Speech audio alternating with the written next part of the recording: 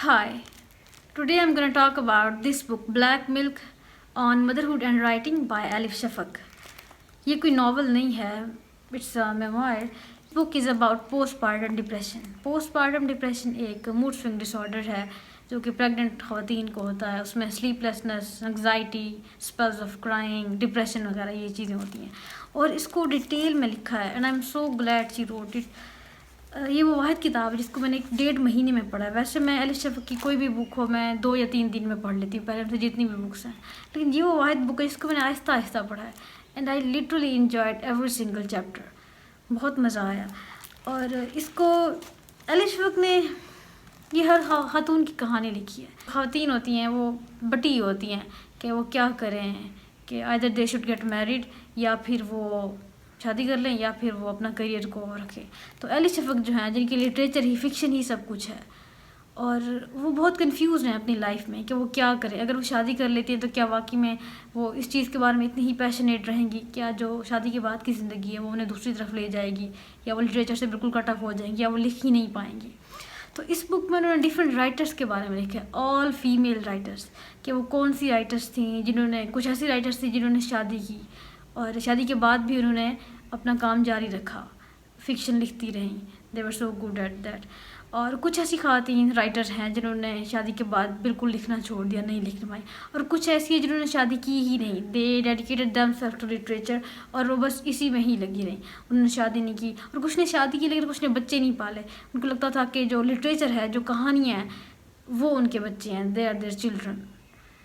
और इसी उसमें अली शफक ने उन सब राइटर्स को एक्सप्लोर किया. इसके साथ साथ उन्होंने अपनी मेंटल जो उनकी हालत थी और उसके उनकी ज़िंदगी में किस तरह के चेंजेस आते जा रहे थे, ये उन्होंने लिखा. इस बुक के 7 पार्ट्स हैं. पहला है लाइफ बिफोर मैरिज. इसमें वो बताती हैं अपनी ज़िंदगी शादी से पहले की ज़िंदगी है. और बाद में later she fell in love with a her husband और बाद में शादी करती हैं. और सारी स्टेजेस प्रेगनेंसी तक, उनके बच्चे पहला बच्चा पैदा होने तक, सारा इस बुक में लिखा हुआ है. दूसरा चैप्टर है विंड्स ऑफ चेंज जिसमें उनके अंदर तब्दीली आती है. और दूसरा है ब्रेन वर्सेस बॉडी. चौथा नेवर से नेवर. पांचवा ब्यूटीफुल सरेंडर. छठा है डार्क स्वीटनेस. सातवां है डे ब्रेक. इस बुक में जो चीज़ें मुझे सबसे ज़्यादा पसंद आई, एक है उनका लेटर टू बेबी. जब वो प्रेग्नेंट थी तो उन्होंने एक जर्नल लिखा हुआ अपना प्रेगनेंसी का लिखती थी. उसमें एक बहुत खूबसूरत लेटर लिखा हुआ है अपने बेबी के लिए. और उसमें वो लिखती हैं कि एक ट्रेडिशन होती है, कहा जाता है कि जो बच्चे होते हैं जन्नत में ऊपर बैठे वो खुद अपने पेरेंट्स चूज़ करते हैं. लाइक एंजल्स उनको प्रोवाइड करते हैं लिस्ट पिक्चर्स के कौन कौन से वालदैन हैं and where do you want to go, आप किसको चुनना चाहोगे. तो अपने बेबी को लिखती हैं कि तुमने मेरा चुना है and this was so beautiful. मैं इसकी पिक्चर भी शेयर कर दूँगी. दूसरी चीज़ जो मुझे पसंद आई वो था manifesto of a single girl. वो पहले दूसरे चैप्टर में ही है आई गेस. उसमें वो जा रही हैं, एक बोर्ड पे बैठी हुई हैं, वहाँ पे एक औरत उनके साथ आके बैठती है और तभी अली शफक को she had a strong urge to write something. It happens with writers कि अचानक उनको लिखना पड़ जाता है और वो अपने साथ जो शख्स बैठा होता है उससे लेकर लिखती हैं. और जिनके साथ खातून बैठी होती है, शी इज़ प्रेगनेंट. और वो उनको देख के ये सोचती हैं, लिखती हैं कि manifesto of a single girl. उसमें 10 पॉइंट्स होते हैं कि उनको क्यों सिंगल रहना चाहिए और उनको क्यों शादी नहीं करनी चाहिए. That was so good. उसकी पिक्चर भी मैं शेयर कर दूँगी. तीसरी जो चीज़ जो मुझे पसंद आई वो थी list of questions for pregnant woman. वो एक लिस्ट तैयार करते हैं जब उन्होंने बच्चा पैदा किया and she was going through postmortem depression. फिर उन्होंने लिस्ट बनाई सवालों की कि इसलिए 3 उसमें ऑप्शंस थे कि उन ऑप्शंस को चूज़ करेंगे, फिर उनसे डिसाइड करेंगे कि उनको कौन से वाला डिप्रेशन है. डिप्रेशन में फिर जो पोस्टमार्टम डिप्रेशन है उसको डिवाइड करते हैं. उसका जो सबसे बड़ा हेड होता है वो एक जिन होता है, लॉर्ड पूटन. और फिर एक उसका अंकल होता है, एक उसका अपना भतीजा होता है. तो उन ऑप्शंस को सेलेक्ट करने के बाद उससे औरतें करा सकती हैं फाइनल कि उनको कौन से वाला डिप्रेशन है, सीवियर वाला है, लाइट है या फिर थोड़ा कम वाला है. और चौथी चीज़ जो मुझे पसंद आई वो थी names of chapters. They were so good. इतने खूबसूरत नाम थे. जैसे एक था मून वुमन. उन्होंने लिखा लियो टॉल्स्टॉय की बीवी का. उसकी स्टोरी मैं बाद में सुनाती हूँ. एक और चैप्टर था where the fairies hang out. एक और चैप्टर है in search of mother goddess. Madam onion. Womanhood as an incomplete narrative.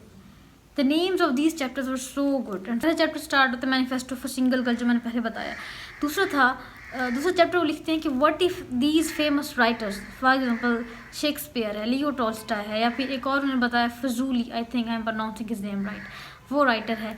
What if they had sisters, अगर उनकी बहनें होती और वो भी इतनी ही टैलेंटेड होती लिटरेचर में, तो क्या दुनिया उनको कबूल करती है, उनको भी उतने ही मौके दिए जाते एक कि वो भी अपना नाम कर सकें। तो वो शेक्सपियर की सिस्टर और जो फजूली है उसकी सिस्टर की भी कहानी लिखती हैं सपोज करके। I don't know Shakespeare had sister और नॉट। और वो लिखती हैं, और जो सबसे इंटरेस्टिंग चीज़ बहुत ज़्यादा मुझे पसंद आई इस बुक में वो ये थी कि हर इंसान के अंदर हमारे अंदर कुछ आवाज़ें होती हैं, हम कभी तय नहीं कर पा रहे होते कि क्या चीज़ करें। तो इस चीज़ को एलिशा वुड ने डिवाइड किया 6 खातून में। तो देयर आर 6 लिटिल फिंगर्स जो कि एलिशा के माइंड के अंदर ही हैं, और each one of them is part of Elisha. अब हमारे अंदर जो चीज़ है वो हमारा ही हिस्सा है। उनमें से उनके नाम बहुत अच्छे हैं। उनके इनमें से एक का नाम है let me read them for you. उनके नाम के साथ ही उनकी पर्सनैलिटी पता चल जाती है कि कौन सी है। एक है little miss practical and she is always way too practical. दूसरी है डीम दरवेश, she is kind of Malang. तीसरी है मिस एम्बिशियस चिकोवियन, शी इज़ टू एम्बिशियस। वो चाहती है कि एलिशा बस हमेशा काम करती रहें, नॉवेल्स लिखती हैं, कभी कौन सी कॉन्फ्रेंस अटेंड कर लें, कभी कहाँ चली जाए लिटरेरी फेस्टिवल में, बस काम काम काम। चौथी है miss highbrow cynic, she is I think too passionate about her work and career. पाँचवीं है ममा राइस पुडिंग। ये जो साइड है एलिशा की वो मदर वाली साइड है, she wants to have babies and cook food and be a mother. छठी है एक और जो सबसे एंड पे यहाँ होती है, छुपी होती है, वो है ब्लू बेल बॉय। वो उस तरह की है कि वो फैशन की सेंस में आती है। वो एलिशा की वो साइड है जो कहती है कि आप तैयार होकर रहो, अच्छे कपड़े पहनो एंड ऑल दैट। सो इन 6 के दरमियान हमेशा जंग छिड़ी जाती है। जो 2 लास्ट वाली वो बाद में आती है, जो 4 हैं वो पहले साथ रहती हैं, उनके दरमियान जंग छिड़ी रहती है। और वो मार्शल लॉ लगा रही हैं, कभी क्या कर रही हैं, कभी एलिशा को कहाँ लेके जा रही हैं कि तुम अपना करियर करो, कभी कोई कह रही है कि तुम ऑपरेट करा के तुम मदर ही ना बनो, तुम शादी ही ना करो। सो उनके दरमियान कॉन्फ्लिक्ट चलता ही रहता है। और इस बुक में उन्होंने जो लिखा था मून वाइफ लियो टॉल्स्टॉय की बीवी है।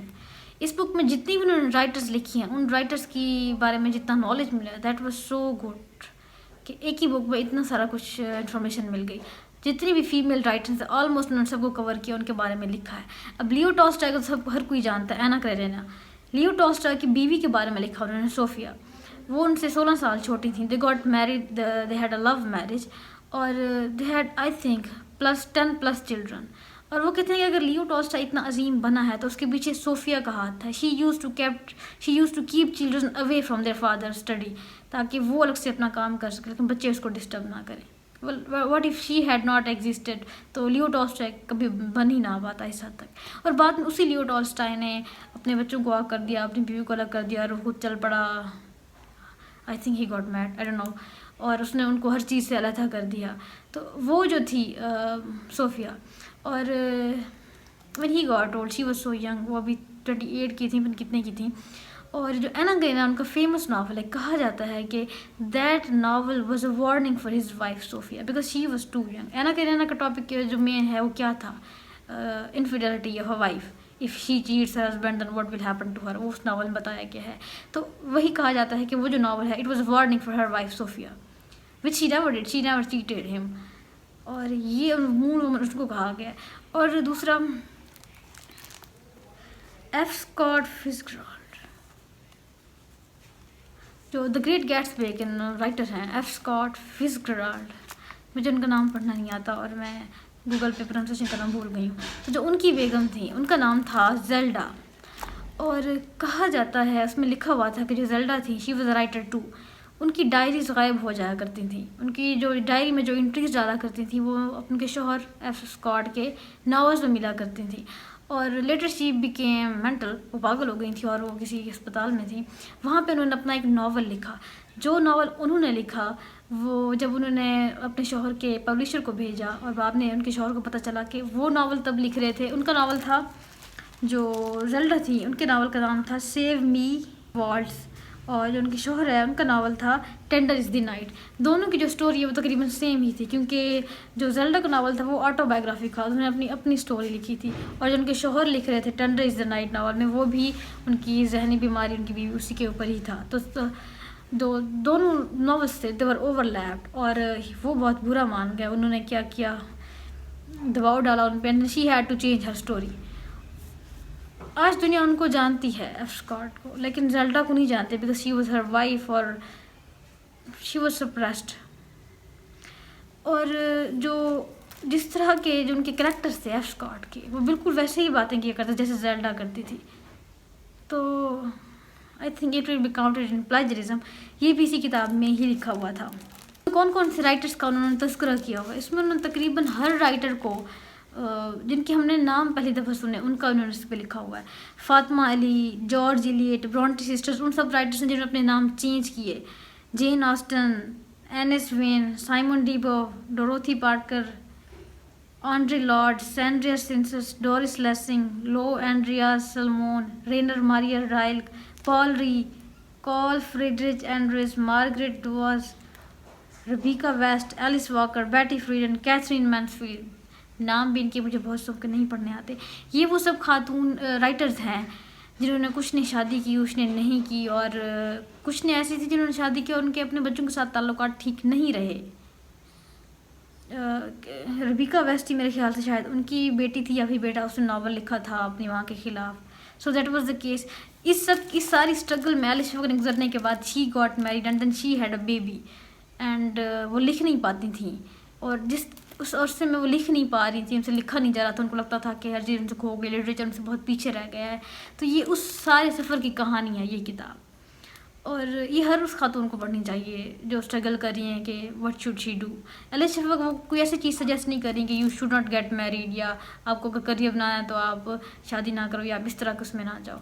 She isn't suggesting anything. उन्होंने अपनी स्टोरी लिखी है, she got married, she had a baby and she was happy, और वो उस डिप्रेशन से कैसे निकली ये भी उन्होंने लिखा हुआ है। और जो लॉर्ड पोटन था, जो जिन था पोस्टमार्टम डिप्रेशन वाला, बाद में उसको गुड बाय बोलते हैं, उसको समझती हैं, उसे कहते हैं कि तुम मेरे साथ आए, और बहुत इमोशनल हो जाता है। ये एंड वाला सीन ही है।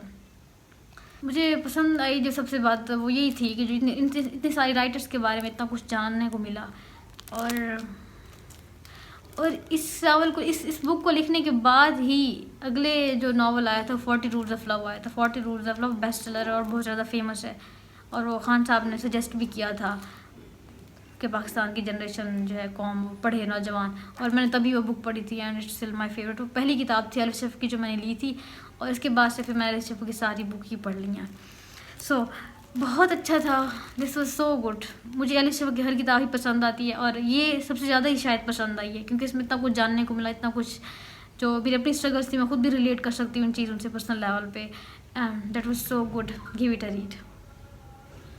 और अगर आपने पढ़ा हुआ है तो आपका क्या इसका रिव्यू है तो दीजिए, कमेंट्स में बता दीजिएगा।